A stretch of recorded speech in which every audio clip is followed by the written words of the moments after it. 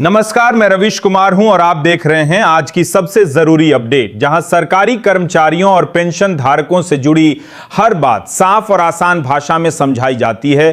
Subscribe जरूर कीजिए और बेल ऑन रखिए ताकि कोई भी अहम जानकारी आपसे छूट न जाए। 16 मई 2026 की इस खास अपडेट में केंद्रीय कर्मचारियों, पेंशन धारकों, फैमिली पेंशन लेने वाले परिवारों और पूर्व कर्मचारियों के लिए कई बड़े मुद्दों पर महत्वपूर्ण जानकारी सामने आ रही है। इस समय वेतन, पेंशन, महंगाई भत्ता, महंगाई राहत, 18 महीने का लंबित एरियर, 8वां वेतन आयोग, मेडिकल सुविधा, फिक्स्ड मेडिकल अलाउंस, अतिरिक्त पेंशन और पुरानी पेंशन व्यवस्था जैसे विषय लगातार चर्चा में बने हुए हैं। कर्मचारी संगठनों की ओर से सरकार के सामने कई मांगे रखी गई हैं और अब लाखों कर्मचारियों तथा पेंशनरों की नजर सरकार के अगले निर्णय पर टिकी हुई है। यह जानकारी इसलिए भी महत्वपूर्ण है क्योंकि इन मुद्दों का सीधा असर कर्मचारियों की सैलरी, पेंशनरों की पेंशन और परिवारों की आर्थिक सुरक्षा पर पड़ सकता है। हाल ही में ज्वाइंट कंसल्टेटिव मशीनरी यानी जेसीएम की राष्ट्रीय परिषद की बैठक को कर्मचारियों और पेंशनरों के लिए बेहद अहम माना जा रहा है। इस बैठक में कर्मचारी पक्ष की ओर से कई पुराने और लंबित मुद्दों को मजबूती से उठाया गया। सरकार के वरिष्ठ अधिकारियों की मौजूदगी में वेतन, पेंशन, भत्तों, मेडिकल सुविधाओं, पदोन्नति, अनुकंपा नियुक्ति और पुरानी पेंशन व्यवस्था जैसे विषयों पर चर्चा हुई। कर्मचारी संगठनों ने साफ कहा कि लंबे समय से लंबित मांगों पर अब ठोस निर्णय होना चाहिए क्योंकि महंगाई और जीवन यापन की लागत लगातार बढ़ रही है। ऐसे में कर्मचारी और पेंशनर दोनों ही सरकार से राहत की उम्मीद लगाए बैठे हैं। सबसे पहले अतिरिक्त पेंशन का मुद्दा प्रमुखता से उठाया गया। मौजूदा नियमों के अनुसार अतिरिक्त पेंशन का लाभ 80 वर्ष की आयु पूरी होने के बाद शुरू होता है। कर्मचारी और पेंशनर संगठनों का कहना है कि 80 वर्ष की उम्र तक पहुंचना हर पेंशनर के लिए संभव नहीं होता। कई पेंशनर उम्र, बीमारी और आर्थिक कठिनाइयों के कारण इस लाभ से वंचित रह जाते हैं। इसी वजह से मांग रखी गई है कि अतिरिक्त पेंशन का लाभ 65 वर्ष की आयु से ही शुरू किया जाए। प्रस्ताव के अनुसार 65 वर्ष की आयु पर 5% अतिरिक्त पेंशन, 70 वर्ष की आयु पर 10% अतिरिक्त पेंशन और 75 वर्ष की आयु पर 15% अतिरिक्त पेंशन दी जानी चाहिए। इस मांग के पीछे पेंशनरों का तर्क बहुत साफ है। जैसे जैसे उम्र बढ़ती है, दवाइयों, जांच, इलाज और देखभाल का खर्च भी बढ़ता जाता है। पेंशनर की आय सीमित होती है लेकिन खर्च लगातार बढ़ते रहते हैं। अगर अतिरिक्त पेंशन का लाभ 80 वर्ष के बाद ही मिलता है तो बहुत से लोग इसका वास्तविक लाभ नहीं ले पाते। इसलिए पेंशनर संगठनों का कहना है कि राहत उस समय मिलनी चाहिए जब उसकी सबसे ज्यादा जरूरत हो।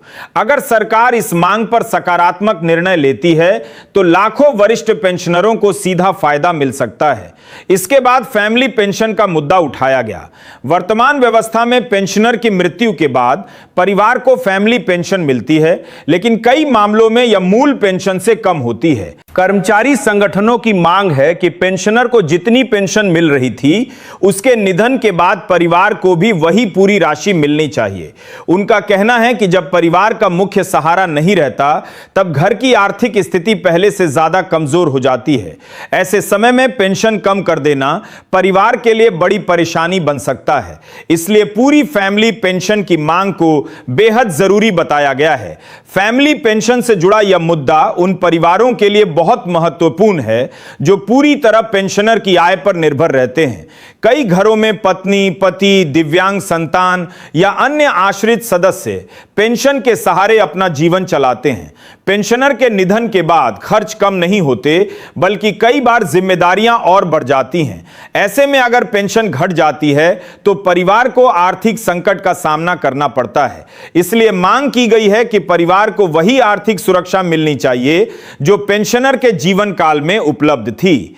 मेडिकल सुविधाओं पर भी बैठक में विस्तार विस्तार से चर्चा हुई। CGHS यानी केंद्रीय सरकार स्वास्थ्य योजना के तहत इलाज कराने वाले कर्मचारियों और पेंशनरों को कई बार अस्पतालों, पैकेज रेट, मेडिकल बिल और भुगतान में देरी जैसी परेशानियों का सामना करना पड़ता है।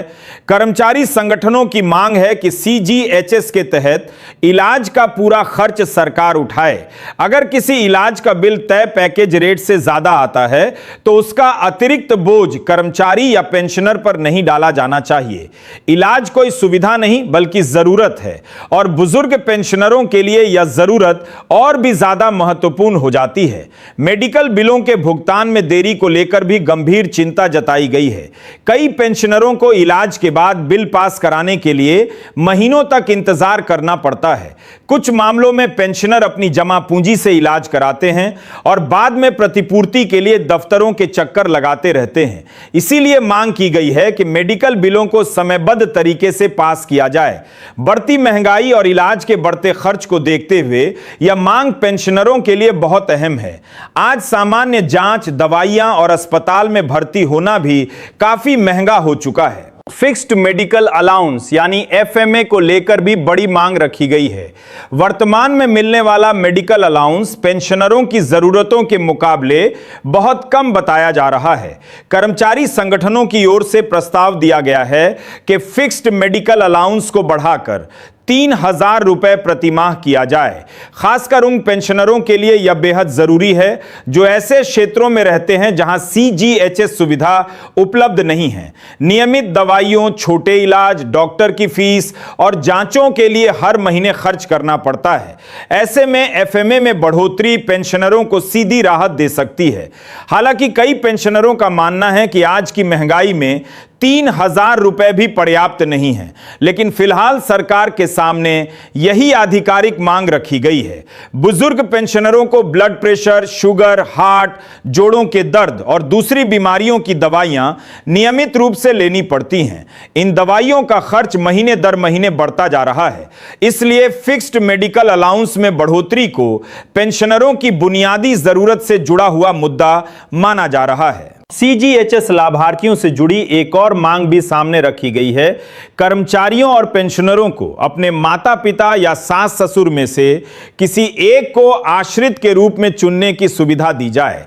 कई कर्मचारी अपने माता पिता की जिम्मेदारी उठाते हैं, जबकि कुछ कर्मचारी अपने सास ससुर की देखभाल करते हैं।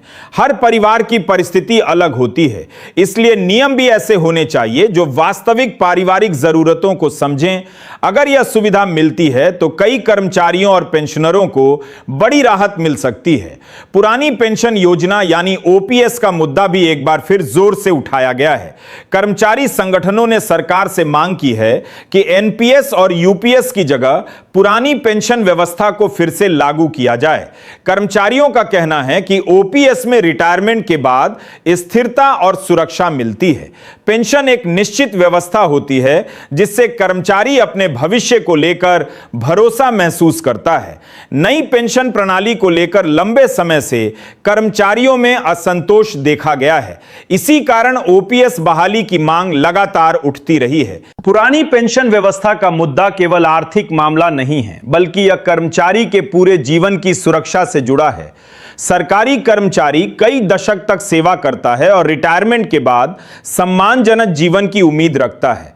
कर्मचारी संगठनों का कहना है कि जब कर्मचारी अपनी पूरी सेवा सरकार को देता है तो बुढ़ापे में उसे निश्चित पेंशन मिलनी चाहिए।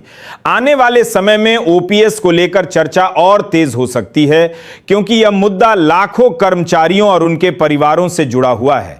अनुकंपा नियुक्ति का मुद्दा भी बैठक में उठाया गया। वर्तमान में अनुकंपा नियुक्तियों पर 5% की सीमा होने के कारण कई जरूरतमंद परिवारों को नौकरी नहीं मिल पाती। जब किसी कर्मचारी की सेवा के दौरान मृत्यु हो जाती है तो उसके परिवार पर अचानक आर्थिक संकट आ जाता है। ऐसे परिवारों को तुरंत सहारे की जरूरत होती है।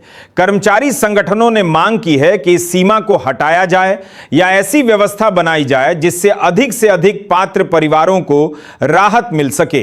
अनुकंपा नियुक्ति का उद्देश्य ही संकट में पड़े परिवार को सहारा देना है। पदोन्नति यानी प्रमोशन को लेकर भी कर्मचारियों की चिंता सामने आई है। कई विभागों में विभागीय पदोन्नति समितियों यानी डीपीसी की बैठकें समय पर नहीं होती, जिसके कारण कर्मचारियों के प्रमोशन लंबे समय तक अटके रहते हैं। इसका असर वेतन, वरिष्ठता, पद और भविष्य की पेंशन पर पड़ता है। मांग की गई है कि जिन कर्मचारियों का प्रमोशन समय पर नहीं हो पाया, उन्हें पिछली तारीख से लाभ दिया जाए। कर्मचारी संगठनों का कहना है कि विभागीय देरी का नुकसान कर्मचारी को नहीं उठाना चाहिए। समय पर पदोन्नति मिलना कर्मचारी का अधिकार है। इन सभी मांगों पर सरकार की ओर से यह आश्वासन दिया गया है कि संबंधित मंत्रालयों से चर्चा की जाएगी और मुद्दों पर गंभीरता से विचार होगा। अब कर्मचारियों और पेंशनरों को बैठक के विस्तृत विवरण और आगे की आधिकारिक कार्रवाई का इंतजार है।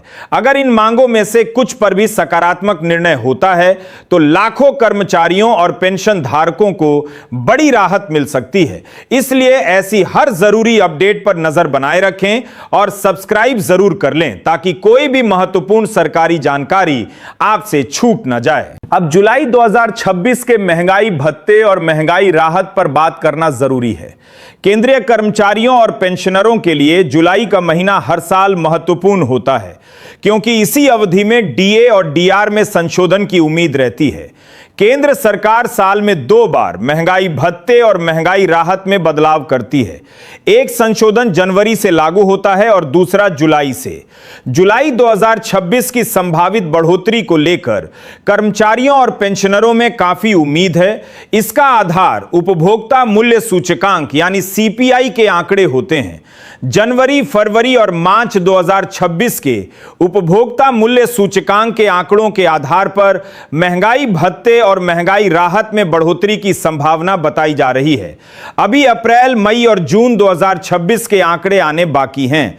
अगर आने वाले महीनों में भी महंगाई का रुझान इसी तरह बना रहता है तो जुलाई 2026 से डीए और डीआर में अच्छी बढ़ोतरी देखने को मिल सकती है। कर्मचारियों के बीच चर्चा है कि कुल बढ़ोतरी 4% तक पहुंच सकती है। हालांकि अंतिम फैसला आधिकारिक आंकड़ों और सरकार की घोषणा के बाद ही साफ होगा। महंगाई भत्ता कर्मचारियों की सैलरी पर सीधा असर डालता है और महंगाई राहत पेंशनरों की पेंशन को प्रभावित करती है।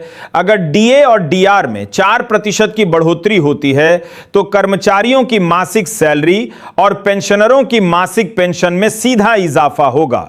महंगाई के इस दौर में यह बढ़ोतरी परिवार के बजट को संभालने में मदद कर सकती है। राशन, बिजली, किराया, दवाइयां, बच्चों की पढ़ाई और रोजमर्रा के खर्च लगातार बढ़ रहे हैं। इसलिए डीए और डीआर की बढ़ोतरी कर्मचारियों और पेंशनरों के लिए बहुत महत्वपूर्ण है। अब 18 महीने के लंबित डीए एरियर का मुद्दा भी फिर चर्चा में है। कोविड काल के दौरान केंद्रीय कर्मचारियों और पेंशनरों का महंगाई भत्ता और महंगाई राहत रोके जाने को लेकर लंबे समय से मांग उठ रही है। कर्मचारी और पेंशनर संगठन लगातार कहते आए हैं कि 18 महीने का बकाया एरियर कर्मचारियों और पेंशनरों का अधिकार है। सरकार की ओर से इस भुगतान को लेकर पहले अलग अलग जवाब दिए गए, लेकिन कर्मचारी संगठनों ने इस मुद्दे को छोड़ा नहीं है। अब यह मामला फिर से कानूनी और संगठनात्मक स्तर पर चर्चा में है। कर्मचारी संगठनों का कहना है कि महंगाई भत्ता और महंगाई राहत वेतन और पेंशन का अहम हिस्सा होते हैं। जब महंगाई बढ़ रही थी तब कर्मचारियों और पेंशनरों को उसका पूरा लाभ नहीं मिला, इसलिए बकाया राशि का भुगतान होना चाहिए। कई संगठनों की ओर से यह मांग भी उठाई गई है कि अगर भुगतान किया जाए तो ब्याज सहित किया जाए, क्योंकि कर्मचारियों और पेंशनरों को लंबे समय तक अपनी राशि का इंतजार करना पड़ा है। अगर यह भुगतान होता है तो लाखों परिवारों को एक मुश्त आर्थिक राहत मिल सकती है। इस मुद्दे पर कर्मचारियों और पेंशनरों की नजर सरकार और कानूनी प्रक्रिया दोनों पर है। चर्चा यह है कि सरकार से इस मामले में जवाब मांगा गया है और जवाब दाखिल होने के बाद आगे की स्थिति स्पष्ट हो सकती है। हालांकि अंतिम निर्णय प्रक्रिया और सरकार के रुख पर निर्भर करेगा, लेकिन इतना जरूर है कि यह मुद्दा अब भी पूरी तरह समाप्त नहीं हुआ है। कर्मचारी संगठन इसे लगातार उठा रहे हैं। अगर इस मामले में कर्मचारियों के पक्ष में कोई निर्णय आता है तो 18 महीने के एरियर के भुगतान का रास्ता खुल सकता है। 8वें केंद्रीय वेतन आयोग को लेकर भी कर्मचारियों और पेंशनरों में चर्चा बनी हुई है। कर्मचारी नए वेतन ढांचे, फिटमेंट फैक्टर, पेंशन संशोधन और भत्तों में बदलाव की प्रतीक्षा कर रहे हैं। 8वें वेतन आयोग से कर्मचारियों को उम्मीद है कि वेतन संरचना में सुधार होगा और पेंशनरों की पेंशन में भी बेहतर संशोधन देखने को मिलेगा। बढ़ती महंगाई और जीवन यापन की लागत को देखते हुए कर्मचारी संगठनों का कहना है कि नए वेतन आयोग की प्रक्रिया समय पर आगे बढ़नी चाहिए। वेतन आयोग का असर केवल बेसिक पे या बेसिक पेंशन तक सीमित नहीं होता। इसके साथ महंगाई भत्ता, house rent allowance, transport allowance, pension संशोधन, ग्रेच्युटी और कई अन्य आर्थिक लाभ जुड़े होते हैं। इसलिए 8वें वेतन आयोग की हर अपडेट पर कर्मचारी और पेंशनर नजर बनाए हुए हैं। अगर सरकार इस दिशा में तेजी से कदम उठाती है तो आने वाले समय में कर्मचारियों और पेंशनरों को बड़ी राहत मिल सकती है। इस समय कर्मचारियों और पेंशनरों के लिए सबसे जरूरी बात यह है कि वे किसी भी अफवाह में ना आएं और आधिकारिक जानकारी पर ही भरोसा करें। डीए, डीआर, एरियर, वेतन आयोग, ओपीएस, मेडिकल अलाउंस और अतिरिक्त पेंशन से जुड़ी कई तरह की खबरें फैलती रहती हैं। कुछ खबरें उम्मीद बढ़ाती हैं, लेकिन जब तक आधिकारिक आदेश नहीं आता, अंतिम निर्णय मानना सही नहीं होता। इसलिए हर जानकारी को समझदारी से देखें और आधिकारिक पुष्टि का इंतजार करें।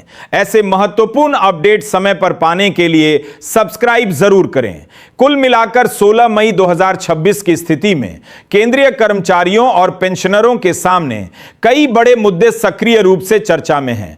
अतिरिक्त पेंशन को 65 वर्ष से शुरू करने की मांग, पूरी फैमिली पेंशन की मांग, सीजीएचएस में इलाज का पूरा खर्च सरकार द्वारा वहन करने की मांग, मेडिकल बिलों का समय पर भुगतान, फिक्स्ड मेडिकल अलाउंस को 3000 रुपए प्रतिमाह करने का प्रस्ताव, आश्रित चयन की सुविधा, पुरानी पेंशन योजना की बहाली, अनुकंपा नियुक्ति में राहत, प्रमोशन में देरी पर समाधान, जुलाई 2026 से संभावित डीए और डीआर बढ़ोतरी, 18 महीने के एरियर का मुद्दा और 8वें वेतन आयोग से जुड़ी उम्मीदें, ये सभी विषय बेहद महत्वपूर्ण हैं।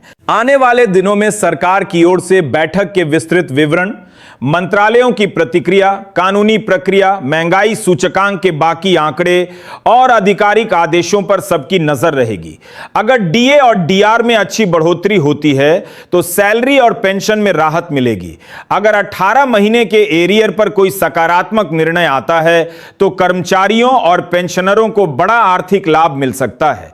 अगर अतिरिक्त पेंशन, मेडिकल अलाउंस और फैमिली पेंशन जैसी मांगों पर सरकार आगे बढ़ती है तो बुजुर्ग पेंशनरों और उनके परिवारों की सुरक्षा मजबूत होगी। अब सभी कर्मचारियों और पेंशनरों को सलाह यही है कि धैर्य रखें, आधिकारिक अपडेट पर नजर बनाए रखें और अपने अधिकारों से जुड़े मुद्दों को समझते रहें। कर्मचारी संगठनों की ओर से मांगे सरकार तक पहुंचाई जा चुकी हैं और अब आगे की कार्रवाई पर सबकी नजर है। जैसे ही किसी भी मांग पर ठोस निर्णय, आदेश या अधिसूचना आती है, उसका असर लाखों परिवारों तक पहुंचेगा। इसलिए इस जानकारी को दूसरों तक भी पहुंचाएं। वीडियो को लाइक करें और सब्सक्राइब जरूर करें ताकि केंद्रीय कर्मचारियों, पेंशन धारकों और उनके परिवारों से जुड़ी कोई भी महत्वपूर्ण खबर आपसे छूट न जाए।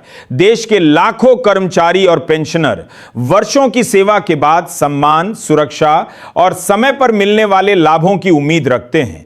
वेतन और पेंशन केवल पैसा नहीं बल्कि जीवन भर की मेहनत का परिणाम है। इसलिए डीए, डीआर, एरियर, मेडिकल सुविधा, पेंशन संशोधन और पुरानी पेंशन जैसे मुद्दे हर कर्मचारी और पेंशनर के लिए आर्थिक और भावनात्मक दोनों रूप से महत्वपूर्ण है। उम्मीद यही है कि सरकार कर्मचारियों और पेंशनरों के हित में सकारात्मक कदम उठाएगी और लंबित मांगों पर जल्द स्पष्टता आएगी।